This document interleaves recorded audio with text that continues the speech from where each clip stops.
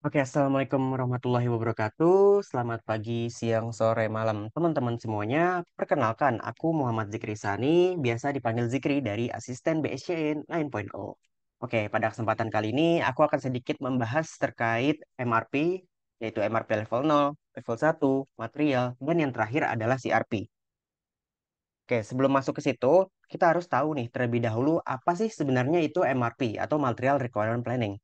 Nah, jadi MRP itu merencanakan kebutuhan material berdasarkan tahapan waktu sehingga memungkinkan perusahaan untuk menjaga tingkat persediaan material minimum. Nah, MRP ini ada material apa saja yang dipesan, kemudian juga berapa jumlahnya, kapan harus melakukan pemesanan, dan juga kapan rencana material itu datang. Oke, mungkin kita langsung masuk saja kepada template yang kita punya di sini. Yang dimana yang pertama itu ada item tes ransel dan juga tes lempang pada MRP level 0. Nah, di sini kita menyesuaikan dengan bill of material yang sudah diketahui pada studi kasus. Kemudian juga untuk lot size-nya yaitu lot for lot, di mana kita menyesuaikan demand yang ada pada saat itu. Jadi kita memesan berdasarkan net requirement yang dibutuhkan pada periode saat itu juga.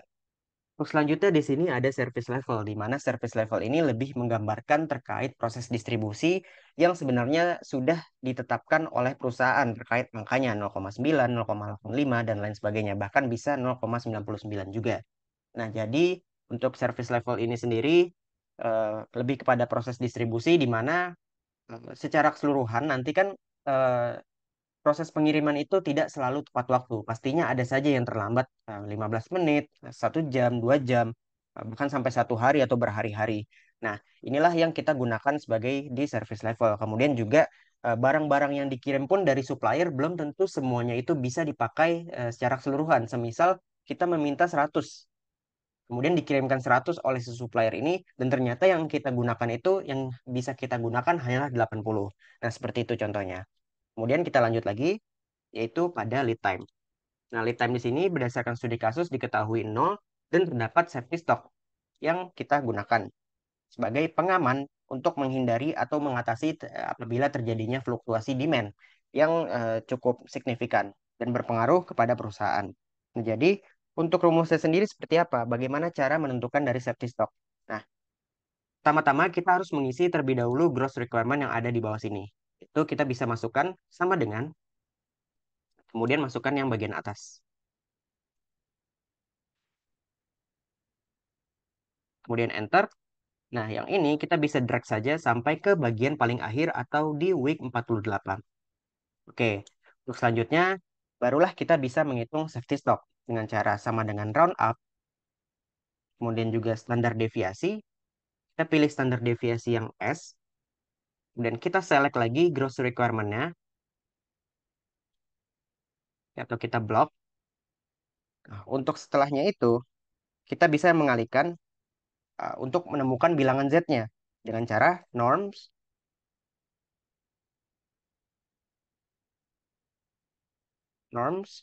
INV dalam kurung si service levelnya, atau service levelnya di sini karena tidak kelihatan kita bisa ketikkan saja di sel E7.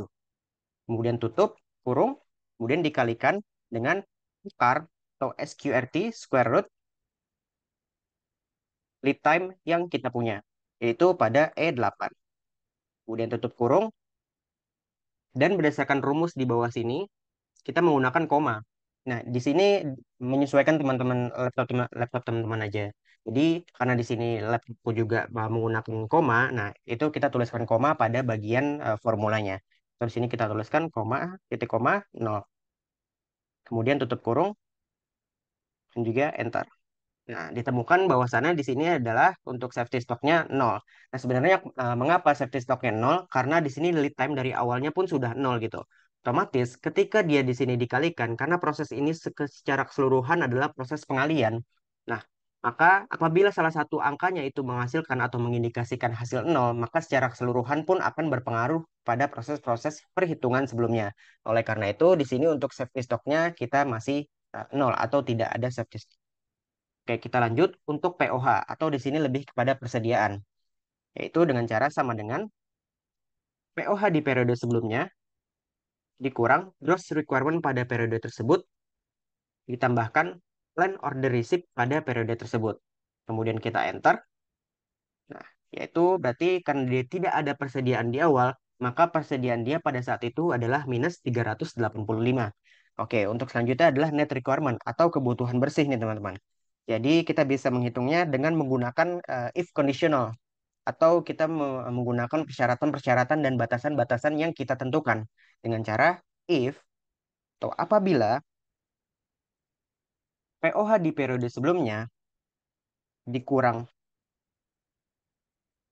dikurang dengan gross requirement pada periode tersebut kurang dari safety stock atau kurang dari nol, maka dia cara menghitungnya adalah D11 atau gross requirement pada periode itu dikurang dalam kurung POH pada periode sebelumnya dikurang safety stock pada periode tersebut. Sorry, safety stock pada periode tersebut. Nah, untuk safety stocknya di sini kita bisa menggunakan F4 ya, function F4 untuk log salnya tersebut. Karena untuk G7-nya ini atau safety stocknya kita akan gunakan secara terus-menerus pada bagian row net requirement ini. Kita bisa klik F4. Sama halnya untuk G7 yang sebelumnya tadi. Oke, mungkin kita bisa lanjut, kemudian tutup kurung. Nah, ini adalah untuk kondisi pertama atau value if true. Nah, bagaimana kalau salah? Bagaimana kalau semisal C13 ini itu tidak kurang daripada si safety stock. Nah, maka dia di sini kita bisa menggunakan nol seperti ini. Nah, jadi dengan kondisi seperti ini kita bisa menentukan seberapa banyak apakah kita memerlukan material untuk kita proses lagi atau kita kita buat lagi gitu. Seperti itu. Kemudian di enter aja. Nah, ditemukan bahwasannya ketika POH di periode sebelumnya dikurangi dengan gross requirement atau nol dikurangi 385, kan hasilnya minus 385, yang artinya dia berada di bawah safety stock.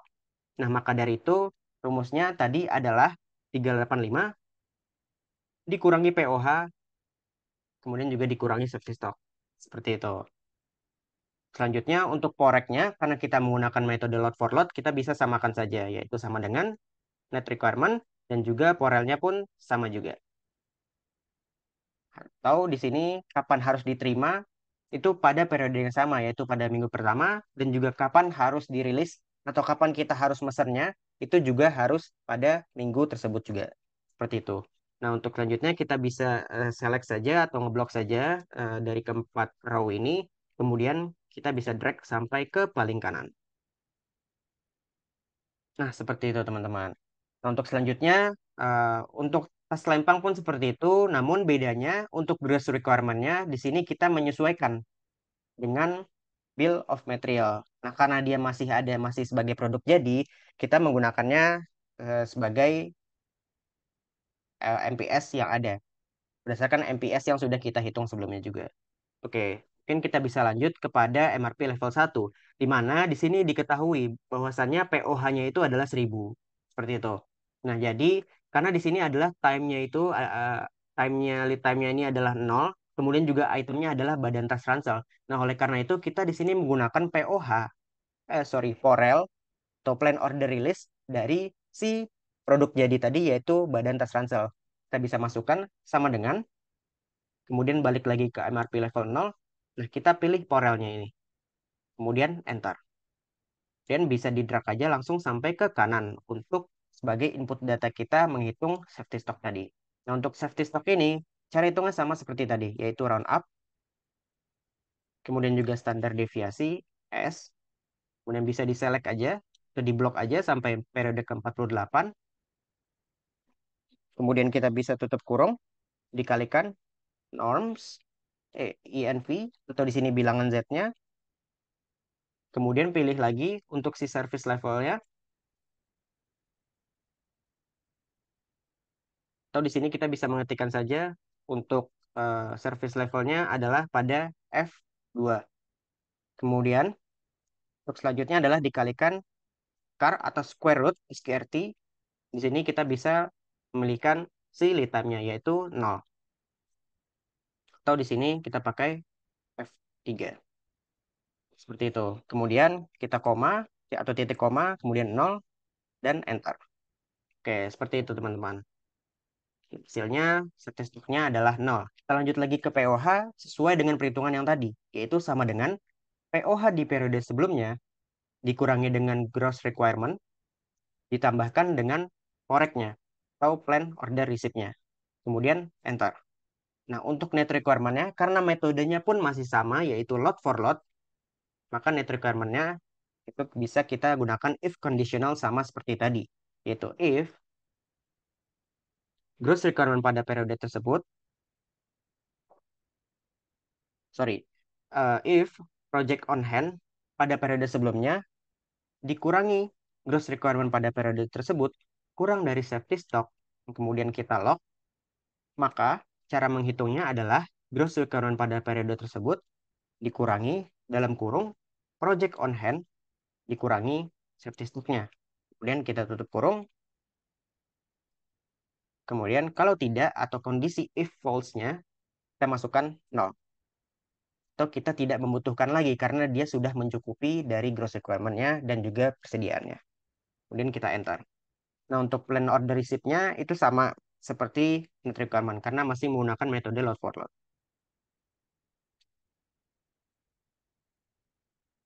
Kemudian kita bisa select saja dan kita drag sampai ke bagian paling kanan. Oke, seperti ini. Nah, jadi ini merupakan hasil dari MRP level 0 dan juga MRP level 1.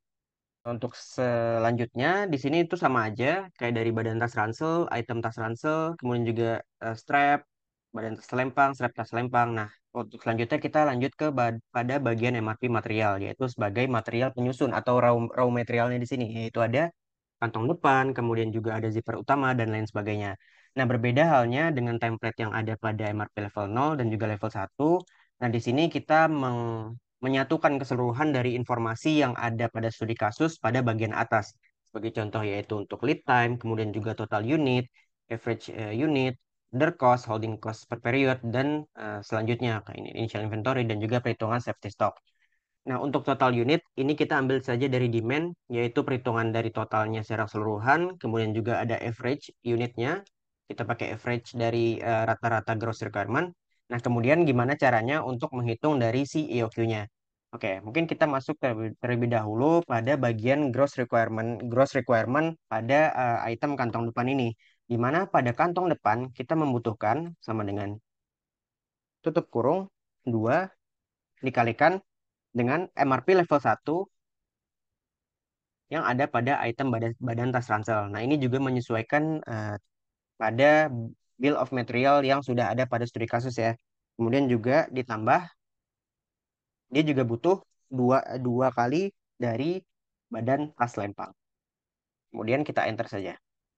Oke, kemudian kita bisa langsung copy aja ke bagian kanan dengan cara mendragnya sampai ke week 48.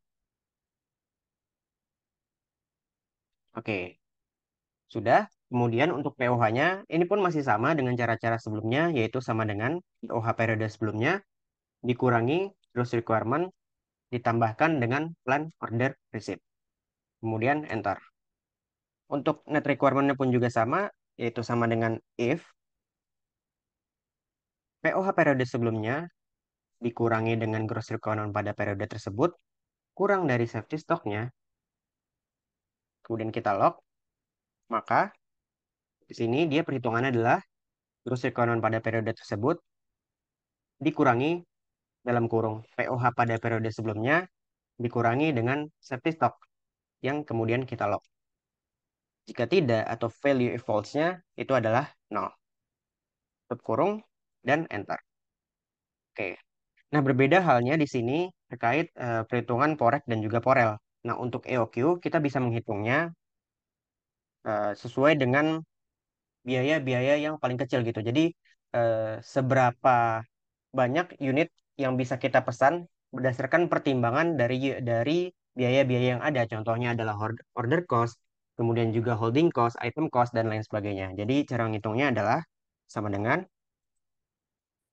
round up. Kemudian kita pakai akar atau square root, buka kurung lagi, 2 dikalikan, kita menggunakan total dari unitnya atau dikalikan dengan C5, dikalikan dengan order cost-nya, kemudian tutup kurung, dibagi dengan holding cost per period. Atau di sini per period ini adalah secara keseluruhan dari yang ingin kita buat. Seperti itu. Kemudian kita tutup kurung lagi, kemudian titik koma, 0.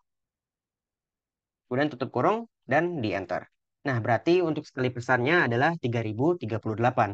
Nah, untuk POQ bagaimana cara menghitungnya? Untuk POQ itu rumusnya lebih mudah, karena kita hanya perlu membagi antara EOQ, nilai EOQ dengan rata-rata unitnya. Rata-rata demand yang kita punya, yaitu sama dengan round up juga. Kemudian EOQ, nilai dari EOQ dibagikan dengan average dalam satuan unit. Kemudian titik koma, 0, dan juga tutup kurung. Kemudian lalu bisa kita langsung enter aja. Nah, ditemukan hasil dari POQ-nya adalah 3 periode. Nah, untuk EOQ, di sini kita mungkin bisa di drag dulu ya sampai ke minggu terakhir. Oke. Nah, untuk poreknya, kita untuk EOQ memesannya itu harus sesuai dengan yang perhitungan. Karena di sini sudah mempertimbangkan berbagai macam biaya. Nah, oleh karena itu, kita sekali pesan itu adalah 3038. Nah, untuk bagaimana cara kita mesan dan kapan kita harus mesan, itu kita menyesuaikan dengan safety stocknya. Ketika dia berada di safety stocknya itu di bawah 447, kita harus mesan. Seperti itu. Kalau semisal dia safety stocknya adalah 447, kita nggak perlu mesan. Nah, lihat safety stocknya dari mana? Yaitu dari persediaan kita. Atau di sini adalah project on hand atau POH. Sebagai contoh, di sini pada periode pertama itu sudah kosong gitu atau sudah di bawah safety stock. Nah, maka kita harus pesan sebanyak 3038. Mungkin biar cepat kita bisa Ctrl C atau dan Ctrl V aja. 3038. Kemudian dia akan berubah sampai ke pada periode ketujuh sampai seterusnya. Kita hanya melihat kondisi-kondisi tersebut saja. Nah, ini kurang dari 447 POH-nya, kemudian kita masukkan 3038. Ini juga sampai nanti seterusnya.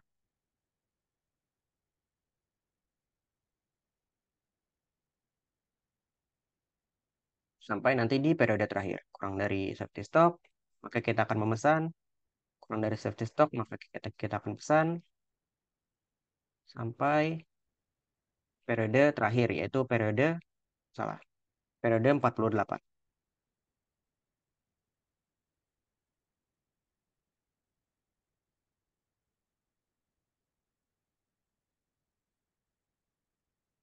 Pesan lagi, sampai periode terakhir.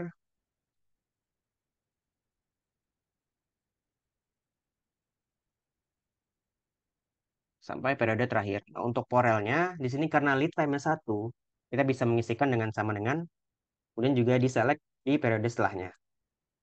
Itu. Dan bisa langsung di-drag aja sampai ke bagian paling terakhir. Oke. Dan juga kita sudah bisa melihat kapan barang tersebut diterima dan juga kapan barang tersebut dipesan. Dan seberapa banyak barang tersebut dipesan dan juga diterima. Seperti itu. Oke, selanjutnya untuk POQ, ini mungkin bakal sama aja. Oke, jadi mungkin kita bisa langsung copy paste saja untuk perhitungan gross requirement juga. Dan ini untuk gross requirement kita samakan saja dengan yang atas. Kemudian kita bisa drag sampai ke paling kanan. Oke, seperti itu. Nah, untuk di plan order receipt-nya, itu berbeda halnya dengan EOQ. Kita menghitungnya itu eh, pemesanannya secara periode, secara periodik. Di, di mana kita berdasarkan hasil perhitungan, periodiknya adalah 3 periodik. Oke, jadi kita memesannya berdasarkan 3 hal ini. Nah, gimana sih cara ngitungnya untuk plan order receipt? Nah, cara ngitungnya adalah sama dengan kita menambahkan atau kita menjumlahkan 3 periode yang ada pada bagian pertama ini, ditambahkan, sorry, ditutup kurung, kemudian ditambahkan dengan safety stock tadi atau G6 tadi. Jadi kebutuhannya berapa pada periode tersebut? 0 tambah 0 tambah 308, kemudian juga ditambahkan si safety stock sebanyak 447, kemudian dikurangi dari persediaan yang kita punya pada bagian awal tadi. Kemudian kita enter aja. Nah, seperti itu. Jadi kita bisa lihat bahwasannya di periode ketiga itu sudah memenuhi safety stock atau sudah mencapai batas safety stock akhirnya. Artinya kita di sini hanya memesan si safety stock tadi di periode pertama aja. Nah, untuk setelahnya kita hanya perlu menjumlahkan gross requirement pada 3 periode. Karena untuk periodenya tadi adalah sebanyak 3. Kemudian enter. Nah, di sini kita tinggal ngedrag aja secara keseluruhannya. Atau bisa di copy paste juga. Kemudian kita pindahkan sampai ke yang paling terakhir. Kemudian Ctrl V. Nah, sudah seperti ini. Jadi, setiap 3 periode terakhir, itu dia persediaannya selalu berada pada ambang batas si safety stock yang sudah ditentukan berdasarkan perhitungan gross requirement yang kita punya. Seperti itu. Nah, untuk plan order rilisnya juga sama, karena tadi diketahui lead time-nya adalah sama dengan 1, kita bisa isikan sama dengan korek di periode setelahnya. Artinya kita memesannya sebelum hari H. H-1 sebelum hari H, seperti itu. Kemudian Ctrl C, dan juga bisa di-drag aja sampai ke periode yang terakhir. Oke, seperti itu. Nah, untuk selanjutnya kurang lebih juga sama, EOQ, POQ dengan material-material yang lain, namun gross requirement-nya ini sendiri disesuaikan dengan berapa kebutuhan dari bill of material untuk memproduksi si tas Van Delta, tas selempang tadi, dan juga tas ransel. Seperti itu. Oke, mungkin untuk yang terakhir pada bagian MRP material ini, aku akan sedikit membahas terkait FOQ, yaitu pada bagian tali strap. Nah, di tali strap ini sedikit berbeda, di mana sebenarnya kita sudah menentukan seberapa banyak lot sizingnya. Nah, namun kita mencoba lagi apakah lot sizing ini sebenarnya sudah sesuai dan sudah pas dan sudah sesuai dengan kebijakan yang diinginkan oleh perusahaan. Seperti itu. Nah, untuk gross requirement-nya, untuk tali strap sendiri, bagaimana yang aku bilang tadi, itu menyesuaikan dengan bill of material yang kita punya. Oleh karena itu, untuk gross requirement pada bagian tali strap ini sendiri, itu adalah sama dengan 2 dikalikan dengan kita balik lagi ke MRP level 1. Nah, di sini dia membutuhkan strap tas ransel sebanyak 2, tambahkan dia juga membutuhkan 2 strap dari tas lem. Nah, karena itu 2 dikalikan porel pada tas ransel dan juga 2 ditambah 2 dikalikan porel pada strap tas lempang. Kemudian kita tutup aja. Dan bisa di drag aja sampai ke paling kanan. Seperti itu. Nah, untuk selanjutnya, untuk POH-nya dan juga net requirement itu sama saja, sama dengan POH di periode sebelumnya, dikurangi gross requirement, ditambahkan dengan poreknya. Untuk net requirement juga, kita pakai if conditional, di mana if POH di periode sebelumnya dikurangi gross requirement, itu kurang daripada safety stock, kemudian kita lock, maka dia itu adalah cara menghitungnya, gross requirement, dikurangi dengan project on hand. Sorry, ini kita tutup kurung dulu, buka kurung dulu di awal, kemudian dikurangi dengan safety stock-nya, kemudian kita lock juga. Nah, jika tidak atau if false, maka hasilnya adalah 0. Kemudian di enter. Nah, ini bisa di track aja sampai ke bagian yang paling kanan atau pada periode terakhir.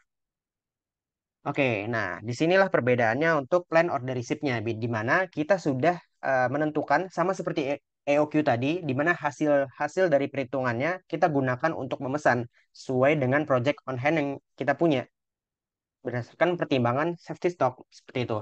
Nah, jadi kalau FOQ ini kita memesannya adalah sebanyak 2000 unit. Ketika dia kurang dari safety stock, atau safety stocknya di sini adalah sebanyak 13 seperti ini. Nah, barulah kita memesan. Jadi, caranya adalah kita ketikkan saja 2000 karena di sini dia sudah mulai kurang ya atau persediaannya sudah minus bahkan. Maka dari itu kita memesan 2000 lagi.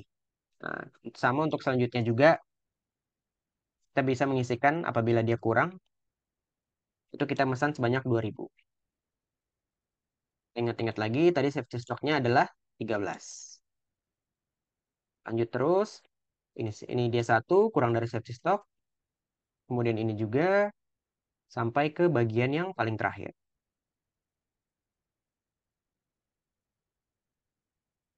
Dan 2000 yang ini. Nah, kemudian juga kita lihat lagi, dari segi lead time-nya ini adalah satu. Oleh karena itu, kita memesannya sebelum barang tersebut dapat diterima. Kemudian kita drag saja sampai ke bagian yang paling terakhir.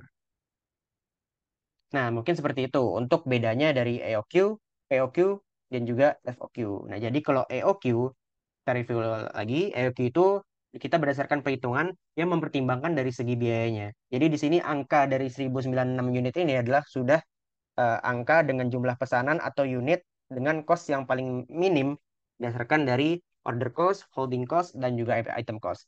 Sedangkan POQ di sini itu kita gunakan secara satuan waktunya. Jadi kita memperhatikan satuan waktunya. Di sini tiga, ya sudah kita memesan selama 3 periode tersebut butuhnya berapa, seperti itu.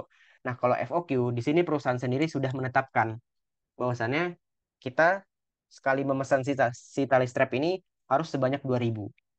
Seperti itu. Nah, mungkin itu saja. Kita akan lanjut atau next pada bagian CRP-nya. Oke, baik. Kita lanjutkan lagi. Untuk selanjutnya, kita akan membahas terkait Capacity Requirement Planning atau ke CRP-nya.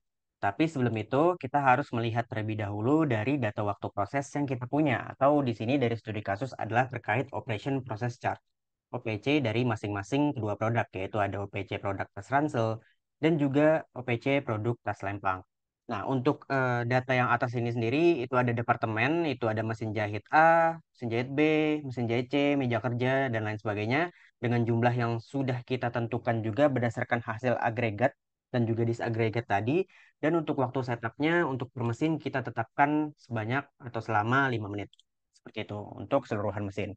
Nah, untuk selanjutnya di sini kan ada terkait level part, mesin jahit A berapa menit, mesin jahit B berapa menit, mesin jahit C juga berapa menit, meja kerja berapa menit, dan lain sebagainya. Nah, gimana sih cara cara ngelihatnya? Pertama dari level, mungkin dari level satu terlebih dahulu ya. Untuk badan tas ransel, nah untuk badan tas ransel, ini dia melewati proses atau menggunakan mesin yang mana aja. Contoh untuk badan tas ransel ini. Nah, untuk badan tas ransel kan secara material dia masuk ke yang bagian kanan atas ini ya, pola badan tas ransel. Nah, oleh karena itu kita menetapkan batasannya itu sampai pada bagian bawah sini sebelum dia dilakukan assembly dengan material-material yang lain. Nah, oleh karena itu dia untuk pola badan tas ransel itu ada dari mesin jahit A selama 6 menit, mesin jahit A juga selama 5,5 menit. Artinya 6 ditambah 5,5 itu hasilnya adalah 11,5. Seperti itu. Nah, untuk selanjutnya kita bisa melihat juga nih dari mesin-mesin yang lain. Contohnya di sini adalah mesin jahit B. Mesin jahit B dia juga ada dua proses, yaitu operation 3 dan juga operation 4-nya. Selama 5,5 menit dan juga 9,5 menit. Nah, apabila ditambahkan, kan dia hasilnya adalah 15 menit. Seperti itu. Nah, untuk yang bagian atas, yang bagian tas lempang atau tas ransel, atau bisa kita bilang sebagai produk jadinya, sebagai outputnya, nah, kita baru menghitungnya setelah dia melakukan proses assembly. Pada proses assembly-nya. Dimana untuk tas ransel, sebagai contoh di sini tas ransel ya. Ransel ada mesin jahit A, B, C, dan juga meja kerja. Nah, di sini dia menggunakan mesin jahit C dan juga meja kerja. Oleh karena itu, kita masukkan saja mesin jahit C dia selama 4 menit, menit di sini, dan juga meja kerjanya pada proses finishing selama 12,5 menit. Begitupun juga untuk selempang. Jadi seperti itu. Ini nanti yang kita gunakan sebagai sumber data kita untuk melakukan capacity requirement planning. Oke. Oke, mungkin bisa aku next saja. Nah, selanjutnya di sini sama seperti tadi, ada level 0 dan juga level 1, yaitu ada part yang produk sudah jadi dan juga produk-produk atau material-materialnya tadi yang sebagai penyusun sebelum dia masuk atau sebelum dia diproses untuk menjadi suatu produk, sebelum dia diolah. Nah, untuk di sini dia ada lot size, ada setup time per week dalam dalam satuan atau menit, kemudian juga setup time per unitnya dalam satuan menit juga, runtime, operation time, dan juga total dari operation secara keseluruhan. Nah, untuk lot size-nya, kita bisa mengambil nih, untuk tas ransel, pastinya kita akan masuk pada bagian MRP level 1 tadi. Kemudian sama dengan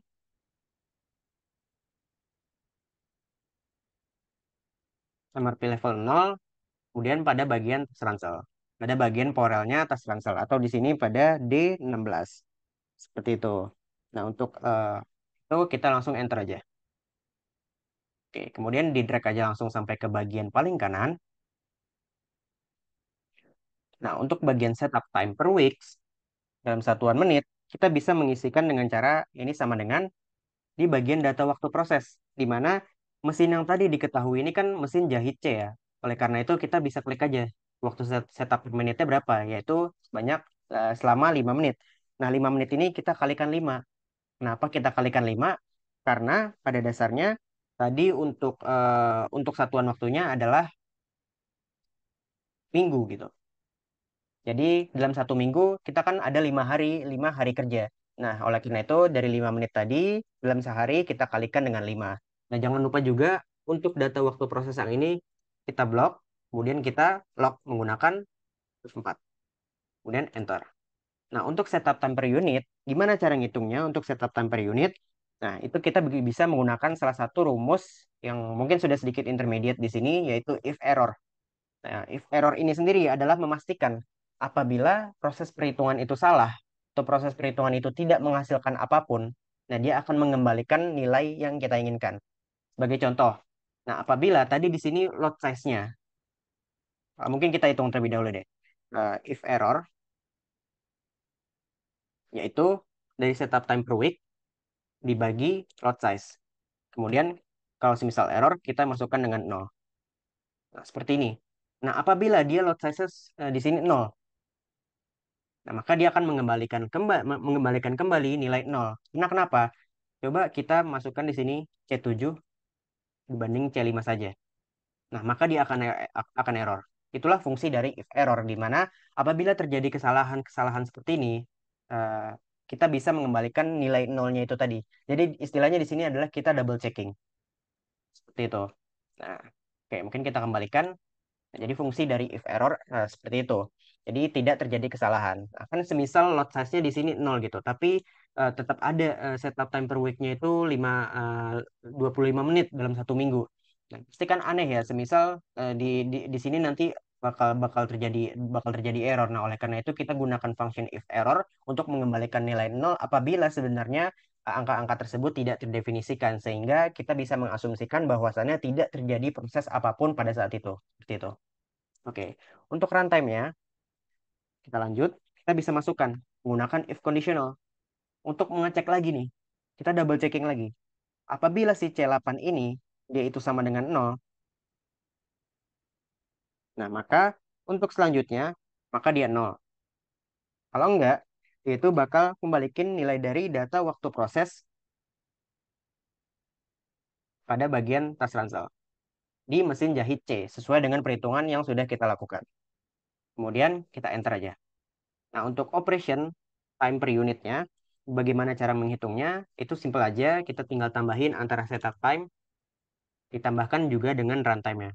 Nah, berbeda di sini mungkin agak sedikit aneh ya, kayak kita harus melakukan setup time per unit gitu. Artinya setiap kita memproses atau mengolah satu produk itu kita nggak yang harus mati nyalakan mesin terus gitu. Enggak, ini maksudnya nggak seperti itu. Tapi kita membaginya secara rata dari keseluruhan produk itu sebenarnya seperti apa gitu.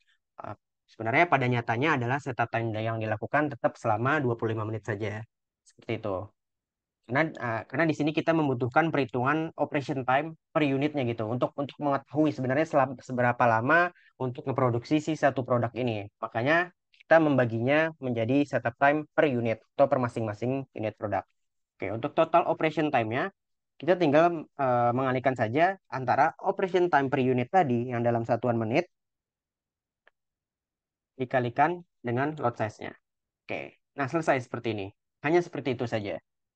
Jadi, kemudian dari keseluruhan ini tinggal kita drag sampai ke week yang terakhir.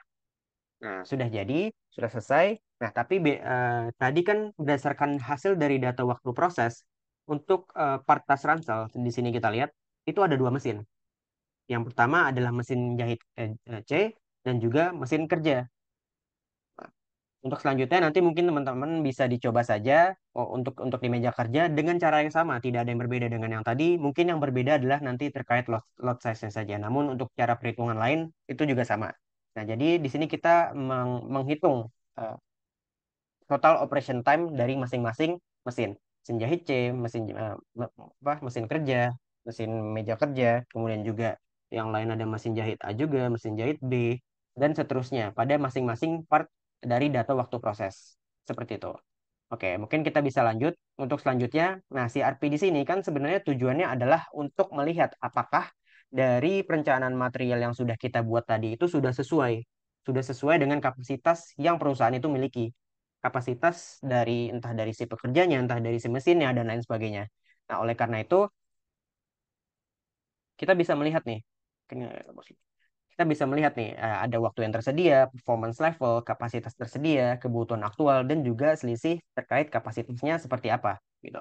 Nah, untuk waktu yang tersedia di sini, kita bisa menghitungnya berdasarkan jumlah pekerja yang kita miliki. Nah, berdasarkan studi kasus pada departemen yang pertama, yaitu terkait mesin jahit A, itu kan pekerjanya ada 3 orang ya, ada 3 orang. Nah, oleh karena itu kita bisa masukkan saja sama dengan buka kurung 3 kali, 8 ditambah 2, kemudian tutup kurung, dikalikan 5, kemudian juga kurung lagi, dikalikan 60, kurung lagi, kemudian yang terakhir adalah dikalikan dari si jumlah pekerjanya. Nah, jadi maksudnya apa? 8 ini adalah jumlah jam kerja dalam sehari, kemudian juga 2 ini, 2 di sini, dia adalah untuk 2 di sini dia overtime hoursnya, yaitu selama 2 jam. Dan 5 di sini hari per minggunya, 60 menitnya ini dalam satuan jam, akan dikonversikan dalam satuan menit. Kemudian juga yang 3 ini adalah jumlah pekerjanya. Seperti itu. Nah, kemudian ini bisa kita enter aja. Dan kita bisa drag saja sampai ke yang paling kanan. Sampai ke week yang terakhir. Atau week ke-48. Nah, untuk selanjutnya, nah, di sini ada performance level. Nah, performance level ini sudah ditetapkan oleh si perusahaan, di mana kita menetapkan atau pada studi kasus kali ini kita menggunakan angka 0,95 atau 95%, di mana dari 95% ini eh, artinya sudah termasuk dari toleransi, entah toleransi dari pekerja, dari mesin, dan lain sebagainya. Kan mungkin bisa saja si pekerja itu fatigue atau kelelahan, kemudian juga mungkin dia istirahat, ingin ke kamar mandi atau toilet, kemudian juga dari segi si mesin pun belum tentu secara sepenuhnya mesin itu berjalan sesuai dengan standar speednya, kemudian juga belum tentu juga mesin itu bisa memproduksi sesuai dengan hasil yang kita inginkan. Kan bisa saja dia ada produk yang defect dan lain sebagainya, seperti itu. Ini juga di drag aja sampai ke kanan. Kemudian juga selanjutnya untuk kapasitas tersedia. Nah, kapasitas yang tersedia ini kita bisa melihatnya dengan cara waktu yang tersedia dikalikan performance level yang kita miliki. Nah, kemudian langsung saja kita drag. Nah, kapasitas yang tersedia adalah ini waktu yang sebenarnya kita miliki untuk dapat memproduksi sesuai dengan demand yang ada pada perusahaan. Kemudian kita lanjut lagi nih pada kebutuhan aktual. Aktualnya seperti apa sih? Apakah cukup dengan kapasitas yang kita miliki? Cara cara menghitungnya adalah sama dengan, nah, kebutuhan aktualnya ini kita bisa ambil dari perhitungan kita tadi. Di mana untuk mesin jahit A itu kita bisa ambil dari dari total operation time pada bagian badan tas ransel, kemudian juga dari part badan tas lempang pada bagian mesin jahit A ini. Bisa kita ambil dari situ. Kemudian kita enter aja. Oke, kita balik lagi kepada perhitungan. Ini bisa langsung di drag aja sampai ke kanan untuk kita bisa lihat kebutuhan aktualnya di masing-masing periode. Periode di sini maksudnya adalah dalam satuan minggu ya, karena di sini sudah sampai 48 week atau hampir 1 tahun. Nah, seperti ini. Kemudian untuk mengeceknya apakah sebenarnya sudah memenuhi nih kapasitas tersedia yang kita miliki. Nah, kita bisa melihat juga dengan mencari dari selisih kapasitasnya, yaitu sama dengan kapasitas yang tersedia dikurangi kebutuhan aktual. Nah, apabila dia selisih kapasitasnya itu positif, artinya itu sudah memenuhi dan sudah cukup. Dan bahwasannya MRP material, kemudian juga agregat, list agregat yang kita buat itu sudah optimal dan sudah cukup untuk memenuhi permintaan pada periode-periode tersebut. Seperti itu. Kemudian kita drag aja sampai ke yang paling kanan.